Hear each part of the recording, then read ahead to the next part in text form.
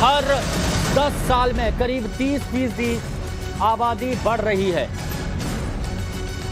हर 10 साल में करीब 30% मुस्लिम आबादी बढ़ रही है। असम के मुख्यमंत्री हिमंता बिस्वा शर्मा ने राज्य में मुस्लिम आबादी पर यह बहुत बड़ा और चौंकाने वाला दावा किया है। हिमंता बिस्वा शर्मा ने कहा कि आने वाले कुछ सालों में असम में मुस्लिम आबादी बहुत ज्यादा बढ़ने वाली है और 2041 तक असम मुस्लिम बहुल राज्य बन जाएगा। हिमंता बिस्वा शर्मा पहले भी राज्य के कई जिलों में मुस्लिम आबादी बढ़ने पर चिंता जता चुके हैं। उन्होंने असम विधानसभा में इस मुद्दे को पुरजोर तरीके से उठाया था और हिमंता बिस्वा शर्मा इस मुद्दे को पहले भी उठा चुके हैं। तो 2041 तक मुस्लिम बहुल आबादी की बात कही जा रही है। सीएम हिमंता बिस्वा शर्मा का चौंकाने वाला ये दावा है और अगर ये सच है तो ये डराने वाला है। हर 10 साल में करीब 30% मुस्लिम आबादी बढ़ रही है। ये हिमंता बिस्वा शर्मा की तरफ से कहा जा रहा है। चौंकाने वाला एक दावा कर रहे हैं। 2041 तक मुस्लिम बहुल राज्य असम बन जाएगा। ये भी हिमंता बिस्वा शर्मा की तरफ से कहा गया है।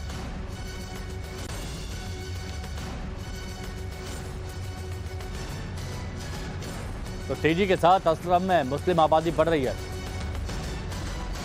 और ये सारी जानकारी आज आपको दी जाएगी कि क्या कुछ दावे किए जा रहे हैं और उन दावों में कितनी सच्चाई है, ये भी आपको बताया जाएगा। क्योंकि मुस्लिम बहुल राज्य असम के होने की बात कही है कि 2041 तक मुस्लिम बहुल राज्य असम बन जाएगा। 30% आबादी बढ़ रही है। অসমত 11ৰ যদি জনগণনা আৰু এনআৰচিৰ ডেটা এইটোক যদি আপুনি ষ্টেটিষ্টিকেল প্ৰজেকশ্যন কৰে তেতিয়াহ'লে 41 চনত মুছলিম আৰু হিন্দুৰ জনসংখ্যা প্ৰায় সমান হ'ব আৰু 51 চনত অসম মুছলিম মেজৰিটি দেশ হ'ব। এইটো মই বনোৱা তথ্য নহয়। 2011ৰ সেন্সাস পৰৱৰ্তী সময়ত এনআৰচিত আবেদন কৰা লোকৰ হিন্দু মুছলমান ৰিলিজিয়াছ ডিভিজন এই দুটাক যদি আমি ষ্টেটিষ্টিকেল প্ৰজেকশ্যন কৰোঁ তেতিয়াহ'লে সেই ৰিজাল্টটো আমি পাওঁ। तो डेमोग्राफी चेंज होने पर क्या बोले हैं सीएम हेमंता, वो हम आपको बताएंगे ग्राफिक्स के जरिए और आपको समझना होगा। देखिए वो क्या कह रहे हैं। वो ये कह रहे हैं कि असम में तेजी से मुस्लिम आबादी बढ़ी है। असम में 1951 में 12% मुस्लिम आबादी थी, जो अब बढ़कर कितनी हो गई है, 40% हो गई है। हर 10 साल में तकरीबन कितना 30% का इजाफा हो रहा है, यह भी यहां पर कहा जा रहा है। और असम में डेमोग्राफी चेंज में जो जिले हैं, जिले के जिले खो गए हैं, जिले के जिले। और 2041 तक बराबर होगी हिंदू और मुस्लिम आबादी। 2051 तक, 2051 यानी 10 साल बाद तक असम मुस्लिम बहुल राज्य हो जाएगा। यह भी हिमंता बिस्वा शर्मा कह रहे हैं। और हिमंता बिस्वा शर्मा यह भी कह रहे हैं कि मेरे लिए यह जीने और मरने का मुद्दा है। जब आसाम की जनसंख्या की मतगणना जनगणना कराई गई है, उस दौरान पता चला है कि लगभग 1961 से 1991 तक और 2001 तक 45% तक एकदम से आबादी बढ़ी। और यदि इन्हीं दशकों में आबादी के अनुपात से यदि असमिया लोगों की आबादी का अनुपात देखा जाए तो वो 1961 के आसपास तक तो ठीक था, लेकिन 1971 से लेके 2001 के बीच में 2 बार ऐसी स्थिति पैदा हुई कि जो असमिया लोग थे वो बायोलॉजिकली नहीं बढ़ रहे थे, उनकी जनसंख्या ज़्यादा नहीं हो रही थी, जबकि पूरे सूबे की जनसंख्या जो बहुत तेजी से बढ़ रही थी। तो निश्चित तौर पर घुसपैठ एक बहुत बड़ा इशू था।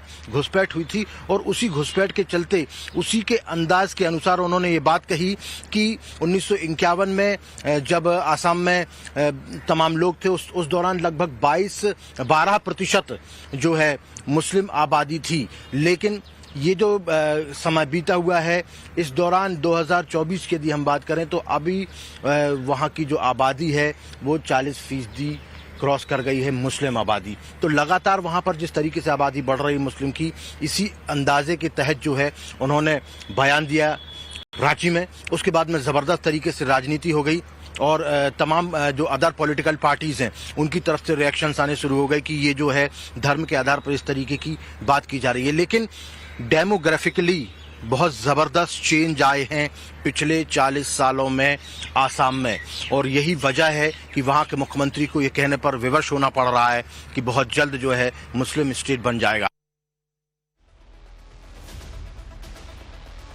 देखिए, देश के अलग अलग राज्यों में 1951 के बाद मुस्लिम आबादी में कैसे और कितना इजाफा हुआ है, आपको पूरे फैक्ट्स एंड फिगर बताते हैं, आप भी समझिए। तो असम की बात यहां पर की जा रही है, अब आप ऐसे समझिए, यहां पर असम की बात की जा रही है। ये साल भी हम आपको बता रहे हैं कि क्या यहां पर ये साल है, और इसके अलावा हम आपको ये भी बता रहे हैं कि कैसे आबादी यहां पर बढ़ी है, मुस्लिम आबादी 1951 में 73.32% और उसके बाद 24% यहां पर इजाफा हुआ। इसके अलावा आप देखेंगे 1971 में 72%, 72.5, यहाँ पर 24.56% हुआ। फिर आता है 2001, 64.9% रही, और यहाँ पर 30.9% का यहाँ पर मुस्लिम आबादी, हिंदू और दोनों आपको बता रहे हैं। 2011 में 61.46 हिंदू आबादी थी यहाँ पर, और उसके बाद मुस्लिम आबादी आप यहाँ पर देखेंगे तो 34.22% यहाँ पर है। ये आंकड़े यहाँ पर पश्चिम बंगाल के आपको यहां पर अब पश्चिम बंगाल में आप ऐसे समझिए कि 1951 में हिंदू आबादी 79.85% थी, और मुस्लिम आबादी की बात करें तो 19.46%।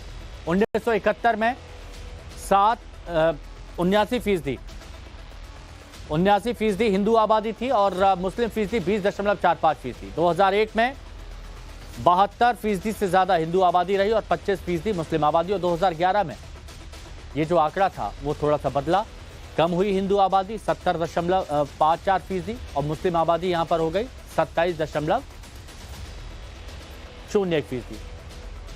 अब उत्तर प्रदेश का ये आंकड़ा मैं आपको दिखाता हूं। उत्तर प्रदेश में आप साल दर साल देखिए कि कितना क्या बदलाव आया है हिंदू आबादी मुस्लिम आबादी में। 1951 में देखिए 85% के करीब हिंदू आबादी और 14.28% मुस्लिम आबादी। 1971 में 84.37% ये हिंदू आबादी होती है और 15.48% मुस्लिम आबादी। 2001 में अंतर देखिए 80.61 हिंदू आबादी और 18.50 ये मुस्लिम आबादी। और 2011 में क्या होता है, 2011 में आप देख रहे हैं 79.73% हिंदुओं का रहता है और 19.26 मुसलमानों का रहता है। अब उत्तराखंड का आपको बता देते, तो उत्तराखंड आप यहां पर देखिए 2001 से 2011 तक हिंदू आबादी की ग्रोथ 16% और मुस्लिम आबादी की ग्रोथ 39% की बात की जाए। चलिए एक और बड़ी खबर आपको बताते हैं। केंद्रीय मंत्री सुकांता मजूमदार का एक बड़ा बयान आया है। पश्चिम बंगाल में भी असम जैसे हालात हो गए हैं। असम के मुख्यमंत्री की चिंता बिल्कुल सही है, और असम में बढ़ती मुस्लिम आबादी को लेकर हिमंता बिस्वा शर्मा के बाद अब केंद्रीय मंत्री सुकांता मजूमदार ने चिंता जताई। कहा है कि असम में बायोलॉजिकल तरीके से डेमोग्राफी चेंज नहीं हुई बल्कि किसी और तरीके से हुई है। उन्होंने ये भी कहा कि असम के मुख्यमंत्री जो कह रहे हैं वो बयान बिल्कुल सही है। पश्चिम बंगाल के हालात पर चिंता जताते हुए सुकांता मजूमदार ने कहा कि बंगाल के भी हालात कमोबेश असम के जैसे ही हो रहे हैं, वहां भी इसी तरीके से घुसपैठ करके डेमोग्राफी चेंज हो गई है। आसाम के मुख्यमंत्री ने बोला कि बहुत जल्द आसाम जो है वो मुस्लिम स्टेट बन जाएगा क्योंकि इस तरीके से आबादी बढ़ रही 2040-47 तक। कैसे आखिर वहां की डेमोग्राफी इतनी चेंज हो गई? देखिए, पूरे आसाम सिर्फ नहीं, पूरे पूर्व भारत में जो बॉर्डरिंग डिस्ट्रिक्ट है उसमें अभी इंडिपेंडेंस के बाद इस 70-75 सालों में जिस तरीके का डेमोग्राफी में परिवर्तन आया है और सबके लिए चिंताजनक है, क्योंकि बायोलॉजिकली ये संभव नहीं है। अगर बायोलॉजिकली डेमोग्राफी चेंज होता, यानी स्वाभाविक नेचुरल तरीके से बच्चे जन्म लिए, नागरिक बने, तो इससे अगर परिवर्तन होता डेमोग्राफी तो किसी की चिंता की बात नहीं रहती। लेकिन जैसे हेमंत दा ने बताया, आदरणीय मुख्यमंत्री जी आसाम ने बताया कि बायोलॉजिकली ये चेंज नहीं हुआ, और ये डेटा से दिखता है। डेटा तो साइंस है, आपको उसको एक्सेप्ट करना पड़ेगा। तो ये दर्शाता है कि डेमोग्राफी चेंज हो रही है एंड प्लानफुली चेंज हो रही है। और मुझे लगता है इसमें अगर कहीं भारत के बाहर से अगर कोई इसका प्लानिंग कर रहा है, तो अगर ऐसा कुछ इंफॉर्मेशन भविष्य में निकला तो मैं तो एटलीस्ट आश्चर्य नहीं होऊंगा। नहीं, आपको लगता है कि पश्चिम बंगाल के साथ भी ऐसा ही कुछ हो रहा है, वहां पर भी बहुत ज्यादा चेंजेस हो रहे हैं डेमोग्राफिक? हाँ है, उसमें तो वो तो सबको दिखता है। आप पश्चिम बंगाल में आप अगर देखें at the eve of independence अगर देखें हम 3 डिस्ट्रिक्ट ऐसी थी after the independence also, 3 district ऐसी थी जिनमें मुस्लिम मेजोरिटी में थे, अभी 9 डिस्ट्रिक्ट हो गए। तो कैसे हो रहा है, कहाँ से जनसंख्या बढ़ रही है? नेचुरल तरीके से तो नहीं बढ़ सकती इतना।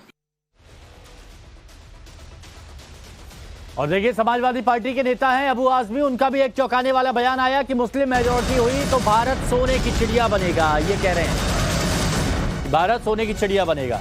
असम के सीएम हेमंत बिस्वा शर्मा के बयान पर प्रतिक्रिया दी है अबू आजमी ने और कहा कि चीन जापान भी आबादी बढ़ा रहे हैं। आपको बताते हैं कि मुंबई में समाजवादी पार्टी के विधायक अबू आजमी और गाए बगाए विवादित बयान देने के लिए वो मशहूर है।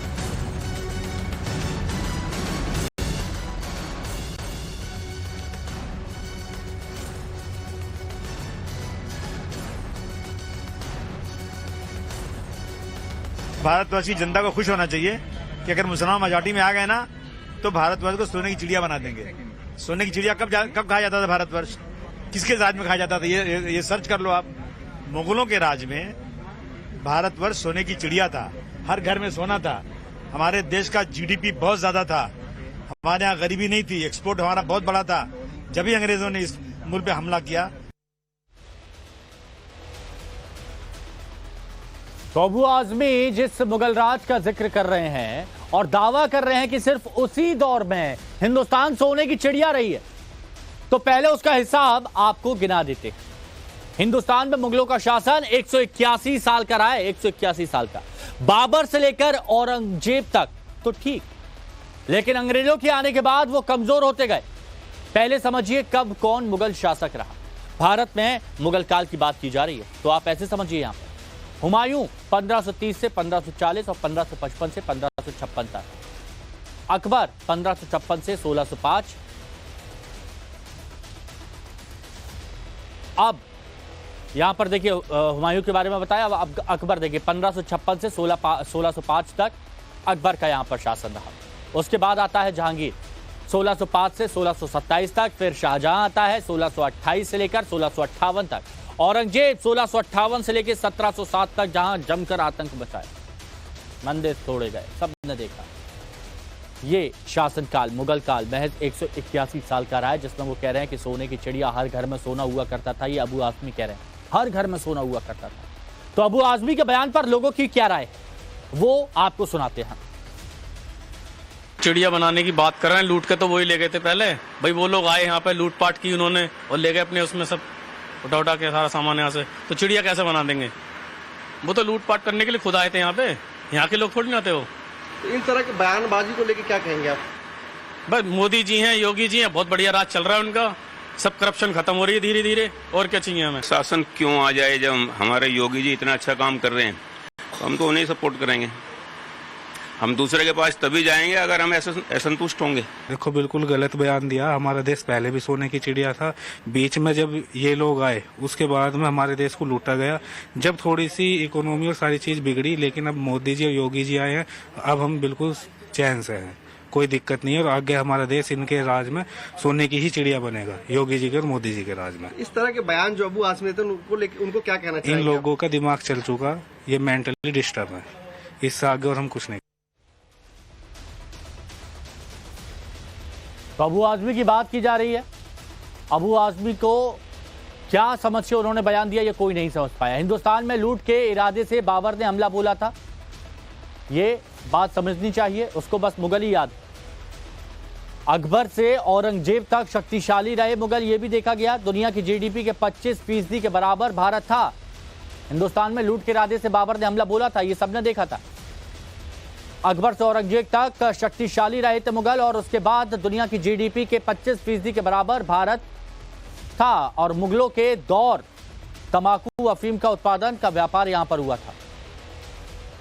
दक्षिण भारत तक नहीं पहुंच पाए मुगल शासक, और निशाने पर हिंदू आबादी रही। जाजिया जैसे कर यहां पर लगाए गए, जजिया जैसे कर यहां पर लगा दिए गए।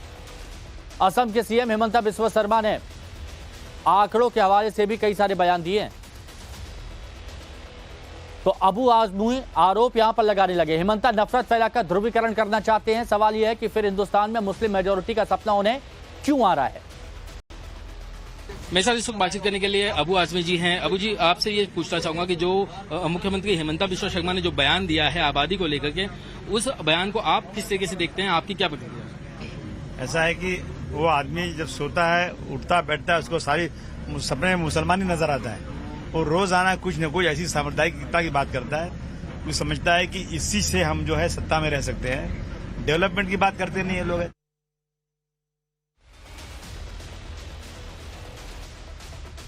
तो असम के मुख्यमंत्री आईना तो दिखाई रहे हैं, लेकिन अबू आजमी का बयान, क्या सोच समझ के अबू आजमी ने यह बयान दिया, क्या सोच के अबू आजमी ने यह बयान दिया, यह शायद अबू आजमी को भी नहीं पता होगा।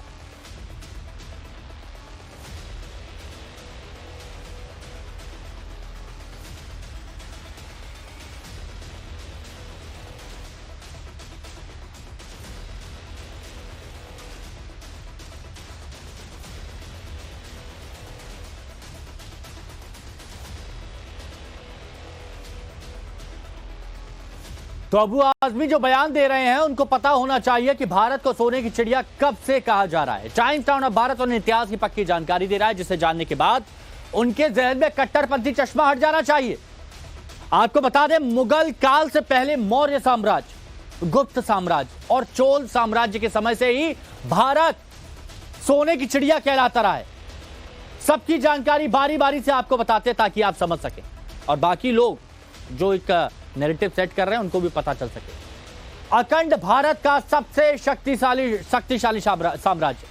तो देखिए आप, दुनिया की जीडीपी के 30% के बराबर भारत, दुनिया की जीडीपी के 30% के बराबर भारत रहा। जबरदस्त आर्थिक समृद्धि और सांस्कृतिक विकास भारत में। गणित, चिकित्सा सहित साहित्य, प्रशासन में स्वर्णिम युग भारत।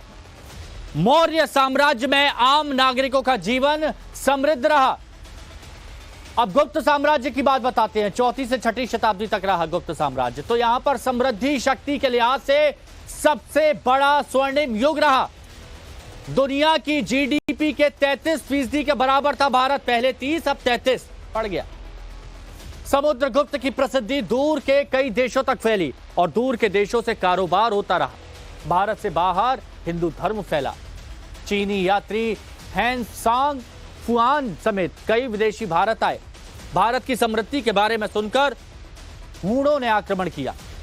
अब चलिए चोल साम्राज्य के बारे में आपको बताते हैं। 10वीं से 11वीं शताब्दी तक रहा दक्षिण भारत का स्वर्ण युग। राजेंद्र चोल का शासन बेहद प्रसिद्ध रहा। यहां पर दुनिया की सबसे बड़ी जीडीपी रही थी चोल अर्थव्यवस्था। दुनिया की सबसे बड़ी जीडीपी।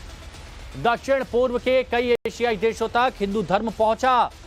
समुद्री नौसेना और समुद्री व्यापार में सबसे शक्तिशाली। इंडोनेशिया से लेकर आज के जापान तक चोलों का असर आज भी दिखाई देता है। आज भी दिखाई देता है। और यह है जो सच्चाई अबू आदमी को समझनी चाहिए। सिर्फ ऐसा नहीं कि मुंह खोला और कुछ भी बयान दे दिया। तो समाजवादी पार्टी नेता अबू आजमी के बयान पर इतिहासकार कपिल कुमार ने तर्क के साथ उनको जवाब दिया है और यह अबू आजमी को कान खोलकर सुनना भी चाहिए। भारत को सोने की चिड़िया कहा गया, वो मुगल आक्रमण से बहुत पहले कहा गया था।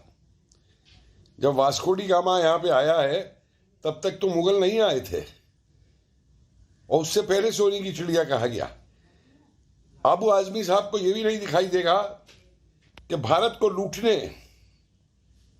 जो आते थे, चाहे वो मोहम्मद गजनवी हो, कितनी बार आया, क्या लूट के ले गया भारत से। मोहम्मद गोरी कितनी बार आया, क्या लूट के ले गया भारत से। कितना सोना चांदी रत्न भारत के इन्होंने लूटे और ये कहते हैं कि सिर्फ मुगल काल में ये हुआ। और उसके बाद देखिए भारत की ये लूट जो है लगातार चलती रही। ये यही समझते हैं कि सिर्फ मुगलों ने भारत को बनाया। क्या बनाया मुगलों ने भारत को? अगर मुगलों ने भारत को बनाया होता ना तो अंग्रेजों का राज नहीं होता। फिर यहां पे मुगल बादशाह खत्म नहीं होती यहां पे। अगर मुगलों ने भारत को सशक्त बनाया होता और भारत को सोने की चिड़िया बनाया होता हमारा देश भारत कब से सोने की चिड़िया कहलाता रहा है, इसका हिसाब तो अबू आजमी को हमने गिना दिया। अब वो जरा उन विदेशी लुटेरों के नाम भी याद कर लें जिन्होंने भारत को लूटने के लिए समंदर पार किए, पहाड़ी दर्रे पार किए, सिर्फ इसीलिए क्योंकि भारत की चकाचौंध उन्हें लुभाती रही। आपको बताते हैं कब कब किस किस आक्रमणकारी ने भारत पर हमला किया, तो यहां पर आप ऐसे समझिए। सोने की चिड़िया को लूटने वाले कौन थे? 518 ईसा पूर्व में ईरान से डेरियस प्रथम आया। 326 ईसा पूर्व यूनान से आया कौन? सिकंदर, दुनिया पर राज करने चला था। 467 ईसा पूर्व सेंट्रल एशिया से हूड आया।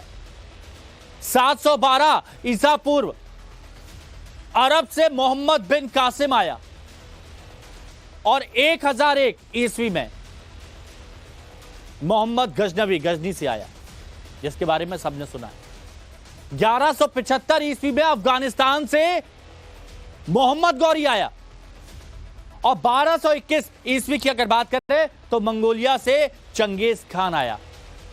1398 ईस्वी उज्बेकिस्तान से तैमूर लंग आता है। यहां पर इन सबको भारत की चकाचौंध दिख रही थी। 1398 ईस्वी में उज्बेकिस्तान से तो तैमूर लंग के बाद 1519 ईस्वी में उज्बेकिस्तान से ही जहीरुद्दीन बाबर आता है। फिर आता है 1748 ईस्वी, तो यहां पर अफगानिस्तान से अहमद शाह अब्दाली, जिसका कई बार जिक्र भी किया गया है। 1749 ईस्वी में ईरान से नादिर शाह आता है।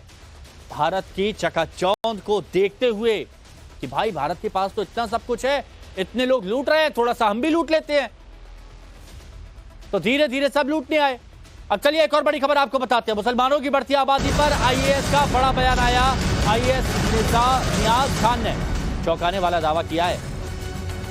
आईएएस नियाज खान चौंकाने वाला दावा करते हुए कहते हैं कि बढ़ती आबादी के लिए मौलवी और मदरसे जिम्मेदार।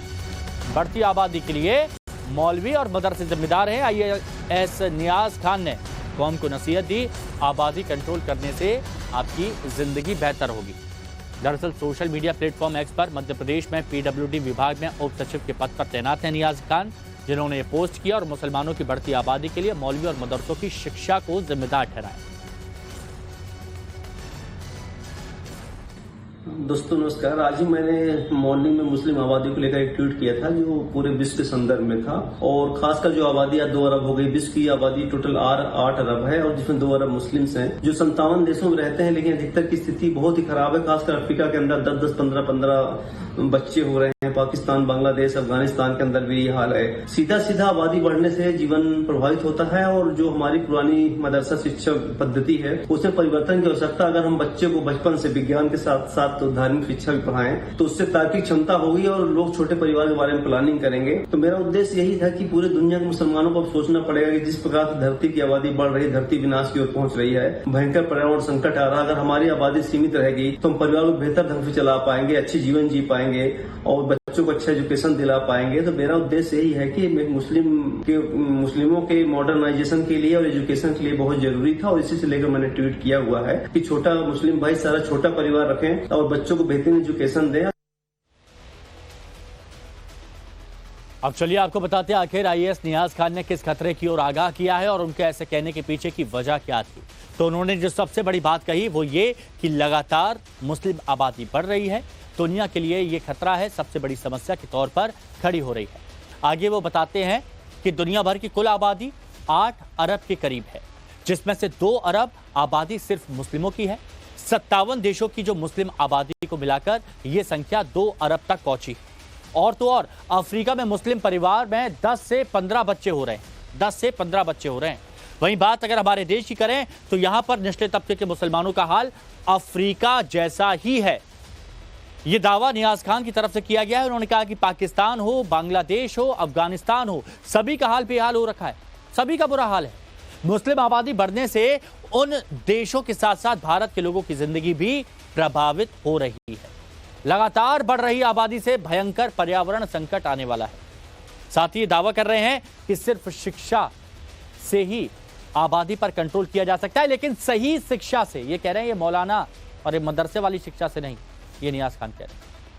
इसके लिए मौलवी और मदरसा सिस्टम को पूरी तरह से हटाना होगा, ये भी कह रहे हैं वो। मौलवी और मदरसा सिस्टम हटने से सोच बढ़ेगी, ये उनकी तरफ से कहा गया। बताया उन्होंने कि आज की तारीख में मजहबी तालीम के साथ आधुनिक शिक्षा की काफ़ी ज़रूरत है।